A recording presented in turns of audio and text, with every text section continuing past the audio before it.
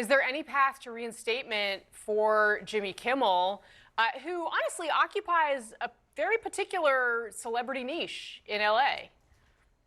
He does, and I actually have some brand new reporting for you, Casey, just hearing from a source that yesterday Jimmy Kimmel had a meeting with Disney executives in the Century City law office here in Los Angeles with his lawyer, his manager, and Disney executives. I am hearing that there was no resolution, so we don't know what the path forward is yet. But as you said, I have heard from my sources that Disney is hopeful. They would like to find a way to bring him back, but obviously, a lot of questions there that have to be answered, so that remains to be seen. But just now, we're not just hearing from the late night host that you just showed. We are also hearing from Conan O'Brien. Let me read you his tweet, and then I'm going to tell you why this is really significant. He says, quote, "The suspension of Jimmy Kimmel and the promise to silence other late night hosts for criticizing the administration should disturb everyone on the right, left, and center. It's wrong, and anyone with a conscience knows it's wrong." Now, this is not just another comedian speaking out to support Jimmy Kimmel. This is Conan O'Brien, who hosts the Oscars for, well, ABC. He hosted the Oscars last year.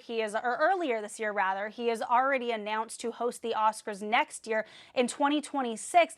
And part of the reason why Conan was hired to host the Oscars after Jimmy Kimmel had hosted for so many years is because he is a rather apolitical comedian. When I interviewed the head of the Academy before the Oscars, he told me that that was one of the reasons why they love Conan. He's a great comedian, but he's also apolitical. But what Conan is getting at in his tweet here when he says it should disturb anyone on the right, left, and center, he is saying that this really goes above politics, that free speech is obviously fundamental in this country and that comedians should be allowed to do that, politics aside. Now, one more tweet that I want to read to you from someone entirely different is former Disney CEO Michael Eisner, who has weighed in on all of this. He says, quote, "Where has all the leadership gone? If not for university presidents, law firm managing partners, and corporate chief executives standing up against bullies, who then will step up for the First Amendment?" He goes on to call the FCC's threats aggressive yet hollow, and he says just another example of out of control intimidation. And then he says, by the way, for the record, this ex-CEO finds Jimmy Kimmel very talented and funny. Now, final point, Casey, I will tell you, I am hearing from my sources across the industry that everyone is really waiting to see what ABC is going to do. They are firmly standing behind Kimmel. When I say that, I'm talking about the overall Hollywood artist community, and the artist creative community wants Disney to take a stand and to defend Jimmy Kimmel.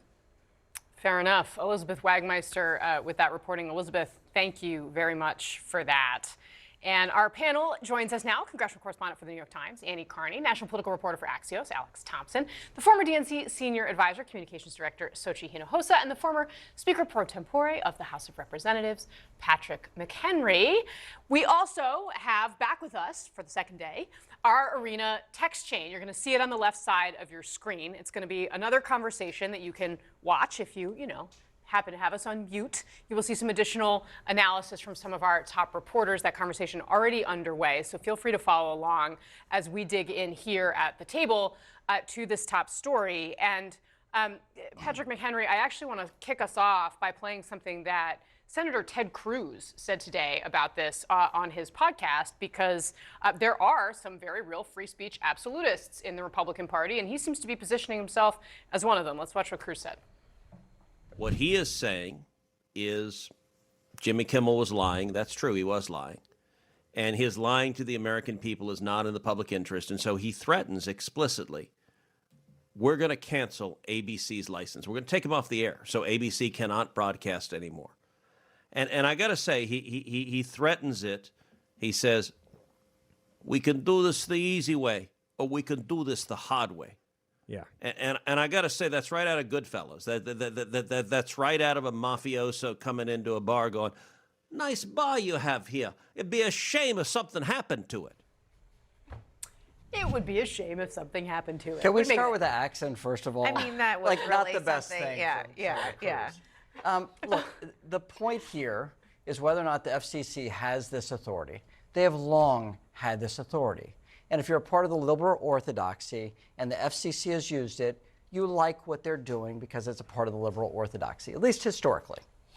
And they've tried to cancel different things. There's been this long debate about this, about FCC using their powers to police speech with their licensees.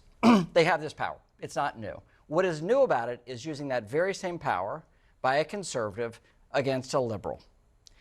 The way I look at it as a traditional conservative is the FCC should not have these powers. It is a ridiculous thing for a government agency to be policing speech like this. But as for me as a conservative, Jimmy Kimmel is unwatchable. He is not funny. You will not have a single conservative say, I watch Jimmy Kimmel and I'm entertained. So he has his own brand, and I think him being removed from late night TV was about him being unfunny. Conan O'Brien, far funnier. As a conservative, I think he's much more balanced. Like the other Jimmy's better, his ratings are better. So, I mean, look, this is like, you can get into this whole debate, but the fact that the left out of Hollywood is going to come and fight the Trump administration, it's exactly what they want. Well, but in that interview, Ted Cruz also made a very good point about speech, but then he said, if there is a Democratic president, what happens if they start going after conservative podcasts, Fox News, other conservative potentially hosts? And I think that is a very fair point. And I think the politics of this is interesting. Well, the FCC doesn't regulate those. They don't entities. regulate them, but I think an administration could potentially try to go after them, file lawsuits, et cetera. But what I will say about the politics of all of this is no longer progressives, the left versus the right. This is the left, and this is also the right, talking about free speech with a small group of conservatives who are trying to make the case that this was a business decision. But there is a divide within MAGA right now about free speech and whether or not the government should be policing speech given their history of really trying to stand up for speech. So I find it interesting that this is now a lot larger than conservative and progressive. there's progressives joining with MAGA on this in some ways. Annie Carney, you cover Capitol Hill for The Times. I mean, this was Senator Cynthia Lummis talking to Semaphore Burgess Everett, who's, as you know, been up on Capitol Hill for a real long time. She told him this, quote, under normal times and normal circumstances, I tend to think the First Amendment should always be sort of the ultimate right, and that there should be almost no checks and balances on it.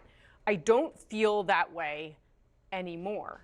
How common is this viewpoint in the Republican conference, and what does it say about where we are? That's a stunning statement. Like, she's saying, I don't believe that the First Amendment is the end-all, be-all.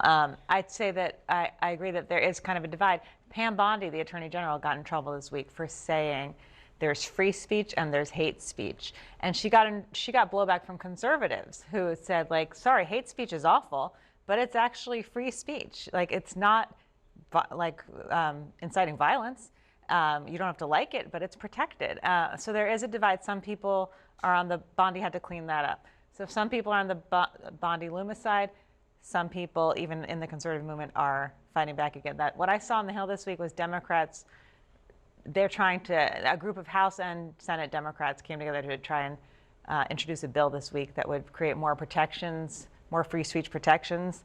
They are trying to make the case that Republicans are trying to tear down the First Amendment and that they are there to protect the First Amendment. There's no chance that this bill would be brought to the floor in either chamber, but it's a chance for them to look like they're fighting for the Constitution.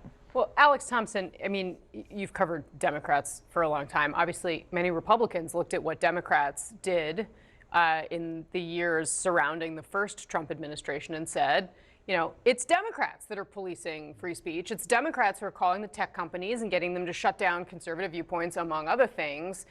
Now they're trying to capitalize on it. Yeah, but they're not framing it as much of a free speech. They're framing it much more as this is out of the authoritarian playbook. And they are much more focused on Trump using, yes, the government has these powers, but you haven't had a president use the levers of the executive branch in this way, perhaps, ever, but certainly not in the modern history of the presidency. Are you comfortable with it, with what they're doing? Well, no, but my brand of conservatism is not the brand of conservatism out of the White House. The president was one on the comeback trail of this was being canceled. and all significant administration officials from Trump 45 being actively pushed out of corporate America. When Ronna McDaniel couldn't get a contributor contract with MSNBC because their talent roared up against it, it showed that the left is at cancel culture as well. What you see from this administration is saying, we've seen government power used against conservatives. We're going to use that same power against the liberals and liberal orthodoxy. That is what's at play. A conservative like me looks back and says, you know what? I actually don't want the government to have this power at all, not because it was liberal or conservative, the victim here, but because the government should not have this power. Yeah. And I hope eventually we come back to that as a salient point here.